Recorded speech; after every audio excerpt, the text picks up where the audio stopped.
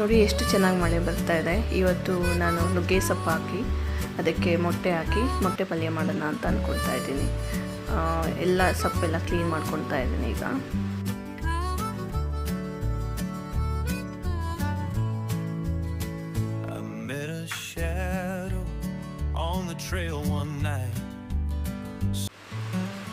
ಈಗ ಸ್ವಲ್ಪ ಎಣ್ಣೆ ಹಾಕ್ಕೊಂಡಿದ್ದೀನಿ, ಈರುಳ್ಳಿ ಹಾಕ್ಕೊಳ್ತಾ, ಸ್ವಲ್ಪ ಕರಿಬೇವು ಹಾಕ್ಕೊಳ್ತೀನಿ, ಹಸಿಮೆಣಸಿನ್ಕಾಯಿ ಹಾಕ್ಕೊಳ್ತಾ ಇದ್ದೀನಿ, ಸ್ವಲ್ಪ ಉಪ್ಪು ಹಾಕ್ಕೊಳ್ಳೋಣ, ಸ್ವಲ್ಪ ಅರಿಶಿಣ ಹಾಕ್ಕೊಳ್ತೀನಿ.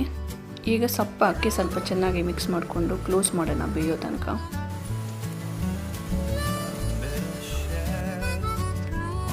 ಈಗ ಮೊಟ್ಟೆ ಹಾಕಿ ಚೆನ್ನಾಗಿ ಫ್ರೈ ಮಾಡಿಕೊಂಡ್ರೆ ನುಗ್ಗೆ ಸೊಪ್ಪಿನ ಮೊಟ್ಟೆ ಪಲ್ಯ ರೆಡಿ ಆಗುತ್ತೆ. ಹಾಗೆ ನಾನು ರಸಮು ಅದ್ರ ಜೊತೆಲಿ ಮಾಡ್ಕೊಂಡಿದ್ದೀನಿ.